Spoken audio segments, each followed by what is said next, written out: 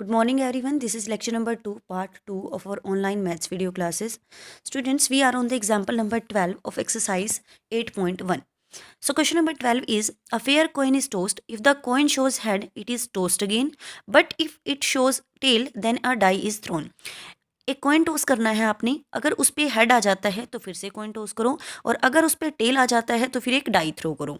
Conditional probability बतानी है of the event that the die shows a number greater than 4 and given that there is at least one tail. तो जो जिसकी probability आपने find out करनी है उसको ए एज्यूम कर लीजिए और जो गिवन है उसको बी एज्यूम कर लीजिए. तो यहाँ पे हम सबसे पहले सैम्पल स्पेस लिख लेते हैं. सैम्पल स्पेस में मान लीजिए सबसे पहले हेड आया, तो हेड के केस में आप क्या करोगे, एक कॉइन टॉस करोगे, तो उसके साथ दोबारा हेड भी आ सकता है, दोबारा टेल भी आ सकता है. So head head head tail. उसके बाद था कि अगर कॉइन पे शुरू में ही टेल आ जाए फिर एक डाई थ्रो करनी है. डाई के आगे 6 पॉसिबल आउटकम्स होते हैं, तो टेल 1, टेल 2, टेल 3 से लेके टेल 6 तक. ये हमारा टोटल क्या हो जाएगा, सैम्पल स्पेस हो जाएगा.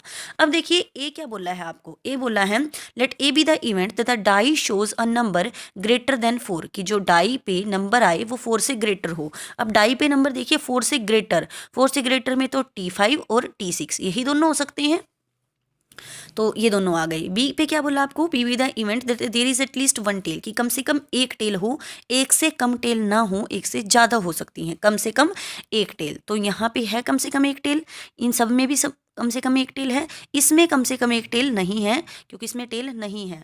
तो आपका क्या हो सकता है, कम से कम एक हो, एक से ज़्यादा हो सकती हैं, एक से कम नहीं हो सकती. ओके, सो इसमें एक से कम थी तो इसलिए इसको नहीं लेना, तो बाकी सभी को ले लोगे आप. अब देखिए इंटरसेक्शन, इंटरसेक्शन क्या होगा, ए इंटरसेक्शन भी यहाँ से देख लीजिए, T5 दोनों में है, T6 दोनों में है, इंटरसेक्शन आ गया. अब प्रोबेबिलिटी ऑफ बी, बी की प्रोबेबिलिटी फाइंड आउट करते हैं. देखिए स्टूडेंट्स, यहाँ पे इस हर एक आउटकम की जो प्रोबेबिलिटी होगी उसको फाइंड आउट करके ऐड किया जाएगा P of B find out करने के लिए, क्योंकि जो ये आपका सैम्पल स्पेस है वो इक्वली लाइकली नहीं है. क्यों, क्योंकि जो इसका हर एक इवेंट को, इसके हर एक आउटकम का जो प्रोबेबिलिटी है वो अलग अलग रहेगी. क्योंकि पहले आपका हेड आ सकता है, हेड में आगे 2 चांसेस हैं, लेकिन अगर टेल आया तो टेल में तो आगे 6 चांसेस हैं. तो ये जितने भी आउटकम हैं वो इक्वली लाइकली नहीं है. अगर तो ये इक्वली लाइकली होते देन तो हम सीधा कर देते कि बी में कितने एलिमेंट हैं, ये है आपके 1 2 3 4 5 6 7 एलिमेंट हैं, 7 एलिमेंट बी में हैं, और बाई में कर दोगे सैम्पल स्पेस के आई थिंक 8 एलिमेंट. तो लेकिन हम ऐसा नहीं कर सकते क्योंकि आउटकम जो है वो इक्वली लाइकली नहीं है. देखिए अब कैसे नहीं है इक्वली लाइकली, अब हम हरेक की प्रोबेबिलिटी फाइंड आउट करेंगे. पी ऑफ एच टी जो ये पहले वाला एलिमेंट है, plus P of T1 plus P of T2 P of T3, ऐसे आपने सभी लिख लिए. तो पी ऑफ एच टी इसकी प्रोबेबिलिटी क्या होगी, सबसे पहले आपने कोइन टॉस किया था, उसमें 2 चीज़ें आप कर रहे हो. पहले कोइन टॉस कर रहे हो, कोइन पे हेड आता है तो आप दोबारा कोइन टॉस करते हो, कोइन पे टेल आता है तो आप डाई थ्रो करते हो. तो इसलिए जो आउटकम आएंगे वो अलग अलग उनकी प्रोबेबिलिटी होगी. तो पहले अगर आप कोइन टॉस करते हो उस पर ये देखिए हेड टेल आ गया, तो इसकी प्रोबेबिलिटी क्या होगी, पहले हेड आएगा, उसमें उसकी हेड आने की प्रोबेबिलिटी क्या होती है 1/2. फिर बोला कि टेल आए, टेल आने की प्रोबेबिलिटी 1/2 होती है, तो टोटल प्रोबेबिलिटी हो गई 1/4. और जैसे ये है T1 की प्रोबेबिलिटी क्या होगी, पहले टेल आएगा, टेल आने की प्रोबेबिलिटी क्या है, फर्स्ट ड्रॉ में आपने कोइन टॉस किया, उसमें टेल आने की प्रोबेबिलिटी क्या होगी, टेल एक ही आउटकम है और टोटल आउटकम 2 थे तो इसलिए 1/2. उसके बाद 1 आने की प्रोबेबिलिटी क्या होगी, उसके बाद तो आपने डाई थ्रो की, और डाई में तो हर एक एलिमेंट की प्रोबेबिलिटी क्या होती है, 1 से लेके 6 तक कुछ भी आ सकता है, तो 1 आने की प्रोबेबिलिटी भी क्या होगी, 1/6 होगी, क्योंकि टोटल आउटकम 6, उनमें से आपको एक ही फेवरेबल आउटकम है 1, जो है 1 के फेवर में एक ही आउटकम है, वहाँ पे सिर्फ 1, टोटल है 1 2 3 4 5 6, तो इसकी प्रोबेबिलिटी हो जाएगी 1/12. सो इसलिए पी ऑफ हेड टेल इसकी प्रोबेबिलिटी हुई है 1/4, और इन सब की तो बाकी की वही सेम रहेगी 1/12. अब यहाँ से स्टूडेंट्स आप ऐड कर लोगे इसको, ये आ गया 3/4. आगे है P of A intersection B, P of T,5 P of T,6, इसकी प्रोबेबिलिटी हम देख ही चुके हैं. टेल आने की प्रोबेबिलिटी 1/2, 5 आने की प्रोबेबिलिटी 1/6, तो 1/12 हो जाएगा. सेम यहाँ से 1/12, तो ये टोटल करके 1/6 आ गया. अब P of A by B आपको फाइंड आउट करना था, उसके लिए हो जाएगा P of A intersection B upon में P of B. P of A intersection B की वैल्यू है 1/6 अपॉन में पी ऑफ बी की वैल्यू है 3/4. यहाँ से सॉल्व कर लोगे तो आपके पास आ जाएगा 2/9. सो स्टूडेंट्स, अब हम करते हैं एक्सरसाइज 8.2. इसमें है आपके पास multiplicative law of probability. That means कुछ इवेंट्स के एक साथ होने की प्रोबेबिलिटी या मल्टीप्लिकेटिव लॉ क्या होता है, पी ऑफ ए बी, जो ये ए और बी यहाँ मल्टीप्लाई में है, तो इनको हम ऐसे आगे कैसे फाइंड आउट करते हैं। देखिए, let A and B be two events associated with the same random experiment. A और बी दो इवेंट हैं एक ही रैंडम एक्सपेरिमेंट की। The probability of simultaneous occurrence of two event A and B is equal to the probability of the one of event multiplied by the conditional probability of the other. Simultaneous occurrence क्या होता है कि जो events एक ही time पे होती हैं, दोनों मतलब साथ में ही करनी है, दोनों के साथ में होने की प्रोबेबिलिटी बताइए, ए भी हो और बी भी हो, तो दोनों के साथ में होने की प्रोबेबिलिटी बताइए। उसके लिए आप लिखोगे P of A intersection B भी आप लिख सकते हो क्योंकि दोनों हो रही हैं, ए बी और बी बी आप ऐसे भी लिख सकते हो या पी ऑफ ए बी भी लिख सकते हो। तो उसके लिए क्या फॉर्मूला हो जाएगा, P of A dot P of B by A. पहले ए होगी फिर बी होगी, लेकिन बी के होने पर ए के होने का फर्क पड़ेगा, ए के होने का इफेक्ट पड़ेगा क्योंकि पहले ए हो चुकी है। जैसे अगर आप कोई एक्सपेरिमेंट करते हो, वहाँ से एक बॉल निकालने का एक्सपेरिमेंट करते हो, तो अगर पहले आपने एक कोई रेड बॉल वाइट बॉल निकाल ली है, तो जब आप दूसरी बार बॉल निकालोगे तो पहले वाली बॉल निकल चुकी है, इसलिए बॉल्स कम हो चुकी हैं, तो इफेक्ट पड़ता है दूसरे वाले इवेंट पर पहले वाले इवेंट का। तो ऐसे ही P of A by P of A intersection B कहिए या पी ऑफ ए बी कहिए, क्या हो जाएगा, P of A dot P of B by A. ऐसे ही हो सकता है पहले बी हो रही हो तो P of B dot P of A by B. पहले बी के होने की प्रोबेबिलिटी बताइए फिर ए के होने की प्रोबेबिलिटी बताएं जब बी ऑलरेडी हो चुका हो। अब देखिए एग्जाम्पल नंबर 1 है आपके पास, a card is drawn from a pack of 52 cards. एक कार्ड ड्रॉ किया गया 52 कार्ड्स में से, and then a second card is drawn without replacement. और पहले कार्ड को बिना वापस रखे एक दूसरा कार्ड निकाला गया है। What is the probability that both the cards drawn are queen. Probability बताएं कि दोनों जो कार्ड निकले हैं वो दोनों क्वीन हों। तो देखिए अब हम अज्यूम कर लेते हैं इन इवेंट्स को, आपको नेमिंग तो हमेशा ही करनी पड़ेगी। Let A and B denote the event of drawing a queen in the first draw and second draw. A event है कि फर्स्ट ड्रॉ में क्वीन आए, बी इवेंट है कि सेकंड ड्रॉ में क्वीन आए। अब फर्स्ट ड्रॉ में क्वीन आने की प्रोबेबिलिटी क्या होगी स्टूडेंट्स, आपके पास 4 क्वींस होती हैं, हमारे पास 4 शूट्स होते हैं, स्पेड, हार्ट, क्लब और डायमंड। इन सभी के अंदर एक तो 1 से लेके 10 तक नंबरिंग वाले नंबर होते हैं, एक सभी के अंदर किंग होता है, क्वीन होता है और जैक होती है। तो 4 सूट्स, सभी हर एक सूट के अंदर एक एक क्वीन होती है, तो टोटल 4 क्वींस हमारे पास होती हैं और टोटल कार्ड है 52। तो इसलिए क्या हो जाएगा 4/52, इसको कट कर लोगे तो 1/13। अब आप फाइंड आउट करोगे P of B upon A. B के होने की प्रोबेबिलिटी जब ए हो चुकी है, ए आप पहले कर चुके हो, एक क्वीन आपने निकाल ली, अब दोबारा फिर आपको क्वीन निकालनी है तो आपको लिखना पड़ेगा P of B by A. Simple B लिखने से काम नहीं चलेगा क्योंकि ए पहले हो चुका है, ए के होने का इफेक्ट पड़ेगा बी के होने पर क्योंकि आपने एक क्वीन निकाल ली है। तो अब क्वीन कितनी बची हैं आपके पास, 3 ही क्वीन बची हैं और बाकी के तो 48 कार्ड ऐसे कैसे हैं। ओके, बाकी के कार्ड वही के वही हैं। टोटल क्या है हमारे पास 4 क्वीन होती हैं और बाकी के 48 अदर कार्ड्स होते हैं।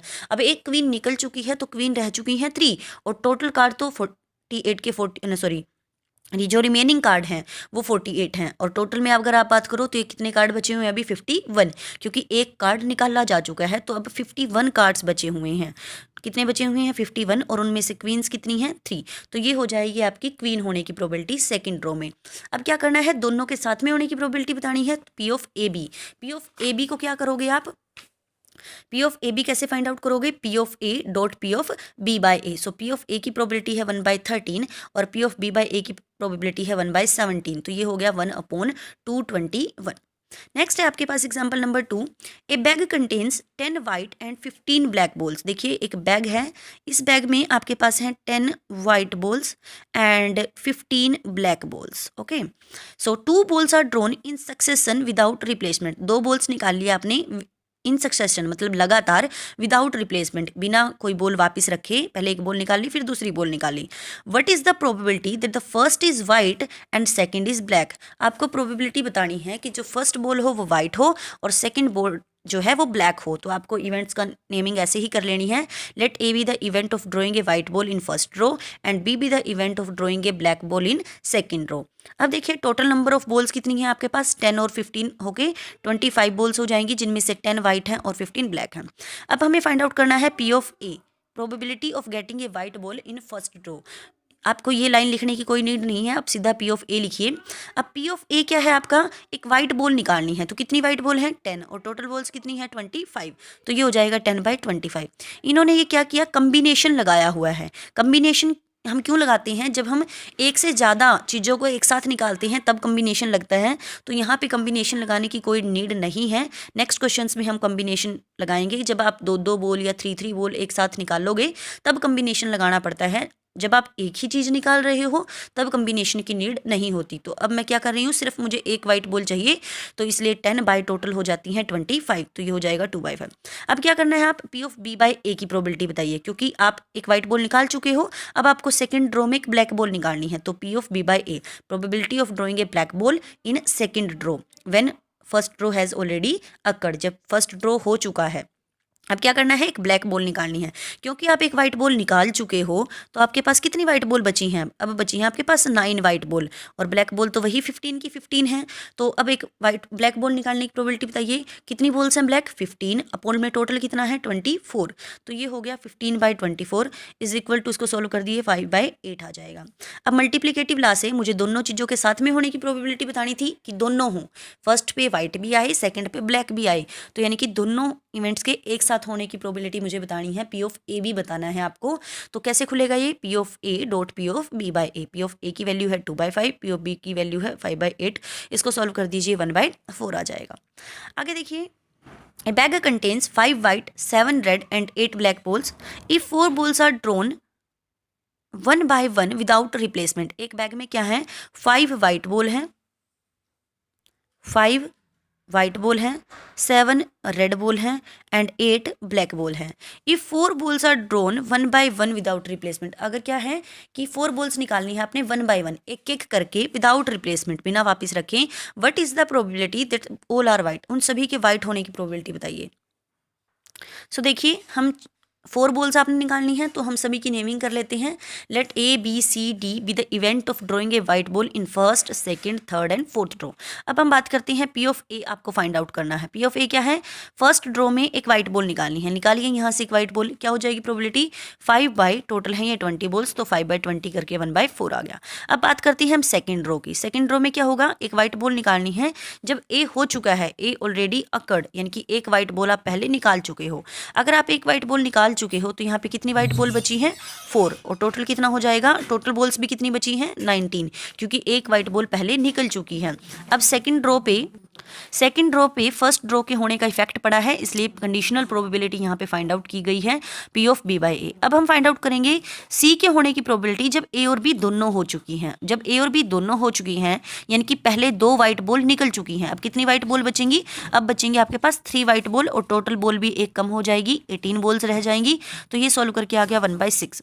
ऐसे ही फोर्थ ड्रॉ में अब आपको क्या फाइंड आउट करना है, प्रोबेबिलिटी बताएं डी की, व्हेन ए बी सी तीनों हो चुकी हूँ। तो अब फिर आपकी देखिए, पहले बॉल बची थी आपके पास 3, अब बॉल बच जाएंगी 2 वाइट, और टोटल बॉल में से भी एक कम हो जाएगा, तो 2/17। अब मल्टीप्लिकेटिव लॉ ऑफ प्रोबेबिलिटी से P of A B C D चारों के एक साथ होने की प्रोबेबिलिटी बतानी है, तो P of A, P of B by A, P of C by A B और P of D by A B C. इसमें क्या है, सिर्फ ए ही हुई है तब तक, इसमें ए और बी दोनों हो चुकी हैं, इसमें ए बी सी तीनों हो चुकी हैं। अब सारी प्रोबेबिलिटीज़ आपने निकाल ली हैं, इनको पुट कर दीजिए और मल्टीप्लाई कर लीजिए। आगे है आपके पास an urn contains 5 white and 8 black balls. क्या an urn contains 5 white and 8 black ball, एक अर्न में क्या है आपकी 5 वाइट बॉल्स हैं और 8 ब्लैक बॉल्स हैं। A set of 3 balls are drawn 2 times successively such that balls are not replaced before the second row. Find the probability that the first draw gives 3 white ball and second draw gives 3 black ball. तो आप इनकी naming कर लीजिए। Let A be the event of drawing 3 white balls in first row and B be the event of drawing 3 black balls in second row. So total balls कितनी है आपके पास 8 और 5 13 balls हैं। अब देखिए A की इवेंट की प्रोबेबिलिटी फाइंड आउट करते हैं। P of A क्या है ये कि आपको 3 वाइट बॉल निकालनी है फर्स्ट ड्रॉ में, तो 3 वाइट बॉल यहाँ से निकालिए 3 बॉल्स। तो जब भी अभी मैंने आपको बताया था कि अगर आप एक ही बॉल निकाल रहे हो तो कम्बिनेशन की नीड नहीं है, लेकिन अगर आप एक से ज़्यादा बॉल्स एक टाइम पे निकालोगे तब आपको कॉम्बिनेशन लगाना पड़ेगा। तो कॉम्बिनेशन में क्या हो जाएगा, यहाँ से आपको 3 वाइट बॉल्स फाइंड आउट करनी है। तो कितनी वाइट बॉल है 5, उनमें से कितनी निकालनी है 3, 5c3 अपॉन में टोटल कितनी है 13, उन 13 में से भी आपको 3 निकालनी है तो 13c3, ये हो जाएगा 5c3 upon 13c3। Combination I hope आपको सॉल्व करना आता है। ये देखिए कम्बिनेशन आप कैसे सॉल्व करते हो। NCR के लिए फॉर्मूला होता है ऊपर वाले का फैक्टोरियल n फैक्टोरियल, नीचे को माइनस करके पहले n माइनस r का फैक्टोरियल और r का फैक्टोरियल, यही फॉर्मूला होता है हमारे पास NCR का। अब आपको ओपन करनी थी वैल्यू 5c3 की अपॉन में 15c3। सो 5c3 को खोलिए 5 फैक्टोरियल अपॉन 5 माइनस 3 2 फैक्टोरियल और 3 फैक्टोरियल बाय में 15 factorial upon 15 minus 3 is 12 factorial and 3 factorial. ऊपर वाले 5 फैक्टोरियल को ओपन कर सकते हैं 5 4 और 3 का फैक्टोरियल बाय में 2 का फैक्टोरियल 2 ही हो जाएगा, इनटू में 3 का फैक्टोरियल एज इट इज लिखते हैं, कट कर देते हैं, बाय में 15 14 13 12 तक जाएंगे ताकि 12 फैक्टोरियल से 12 फैक्टोरियल कैंसिल हो जाए, 12 फैक्टोरियल से 12 फैक्टोरियल कैंसिल, 3 के फैक्टोरियल को ओपन कर दीजिए 3 2 1 तक जाएगा ये।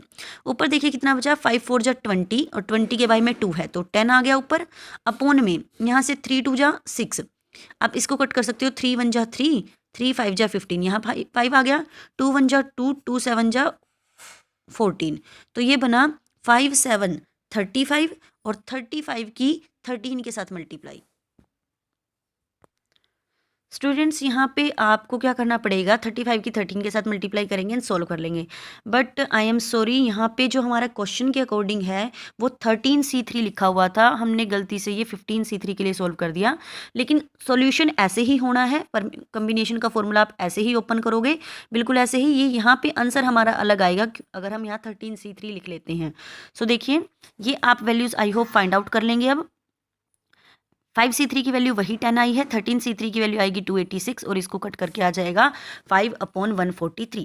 अब है probability of drawing 3 black ball in second row, A तो हो चुका है, अब बी फाइंड आउट कीजिए, बी के होने की प्रोबेबिलिटी जब ए हो चुका है, P ऑफ B बाई ए। अब क्या है कि आपकी 3 वाइट बॉल्स निकल चुकी हैं, अब आपको 3 ब्लैक बॉल्स निकालने की प्रोबेबिलिटी बतानी है। यहाँ से अगर 3 वाइट बॉल निकल चुकी हैं तो अब कितनी वाइट बॉल बची हैं 2 वाइट बॉल बची हैं, और ब्लैक पे तो कोई इफेक्ट नहीं था, वो तो ऐसे कैसे, क्योंकि हमने 3 वाइट बॉल ही निकालनी है फर्स्ट रो में।